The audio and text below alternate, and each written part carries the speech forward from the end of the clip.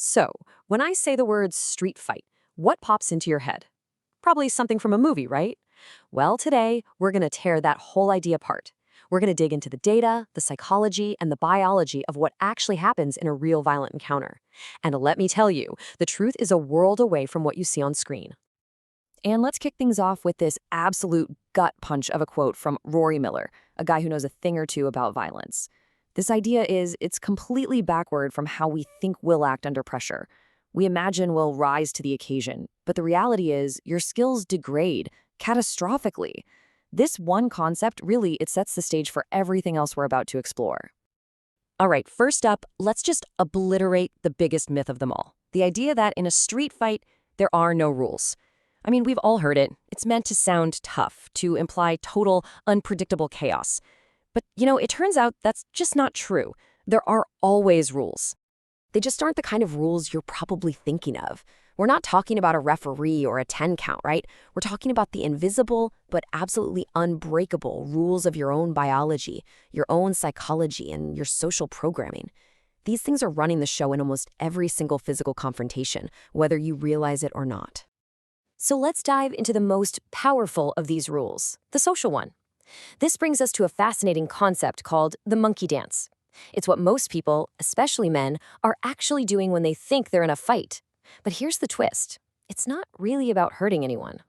The monkey dance is basically a hardwired program in our brains. It's a non-lethal ritual designed to figure out who's in charge, to establish social dominance. You see it all over the animal kingdom. Think about two rams butting heads. They're not trying to gore each other's sides, they're meeting head-on in a ritual display. For us humans, it's an almost universal script that allows someone to back down before anyone gets seriously hurt. It's not a chaotic mess, it's a performance. And this performance follows a script that's, well, it's surprisingly predictable. It kicks off with a hard stare. Then comes the verbal challenge, right? What are you looking at? Then the players close the distance, maybe some chest bumping. Each step is a little bit of an escalation, but more importantly, every single step is also an off-ramp. It's a chance for one person to say, you know what, never mind, and de-escalate before we get to that last step, the big, sloppy punch. And that quote from Miller, man, it just hits the nail on the head. Once this dance starts, it is incredibly hard to stop. It's not really a conscious choice you're making. It's like 50 million years of evolutionary software kicking in and running the show. The script plays itself, and you're just along for the ride. But what happens when that script gets thrown out the window? What if the ritual fails and your brain switches from social problem to mortal threat? Well, that's when the biological rules kick in, and they are absolutely brutal. The second your brain perceives a genuine threat to your life, your body just dumps a cocktail of hormones like adrenaline into your system. Your heart rate skyrockets, and this isn't like going for a jog, this is a chemical event. And that surge has very specific, very measurable, and very bad consequences for your ability to function. Think about this. At just 115 beats per minute, which you can hit just from someone screaming in your face, you lose your fine motor skills. All those delicate, precise movements you might have practiced, complex joint locks, fancy grabs, they are gone. Just poof, wiped from the system. Now let's crank it up. At 155 beats per minute, your complex motor skills begin to fall apart. You know those cool three-punch combinations or the fancy takedowns you drilled in the gym? They become unreliable, if not totally impossible to pull off correctly. And if you get north of 175, it's basically a game over for your brain. Your higher cognitive functions just shut down. Strategic thought, gone. You get tunnel vision, your hearing gets muffled, and all that's left are the most basic caveman motor skills, running for your life or just wildly flailing your arms. This right here, this is the biological reality behind that Rory Miller quote we started with.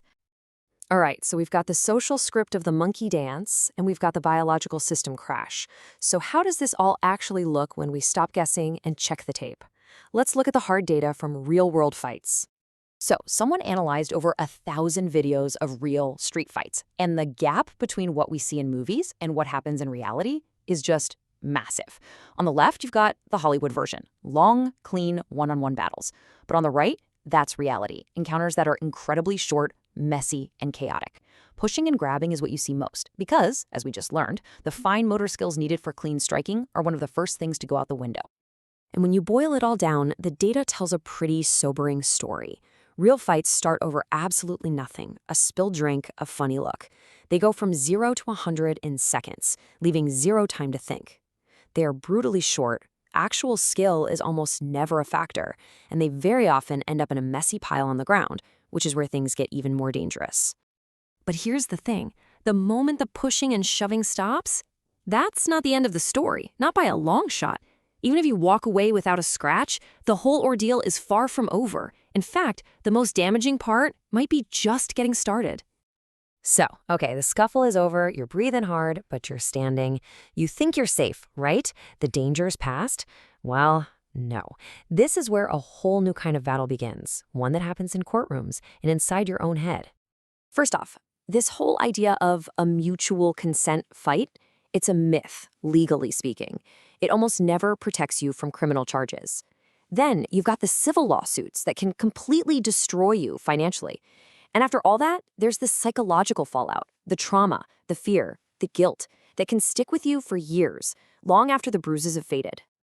And this all leads us to a really fascinating and tricky legal question. What if you're the exception? What if you're so well trained that you don't fall apart under pressure?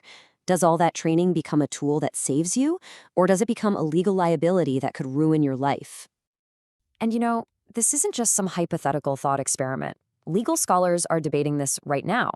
Some, like the folks at the Emory Law Journal, are seriously proposing that people with specialized combat training should be held to a totally different, much higher legal standard when they claim self-defense. And there's a tragic, really complicated case that puts this whole debate in the spotlight. The case of Rafael Torre. He was a professional MMA fighter who disarmed an attacker and subdued him with a chokehold. But he held that choke for several minutes, and the man died. The jury didn't buy his self-defense claim, and he was convicted of murder.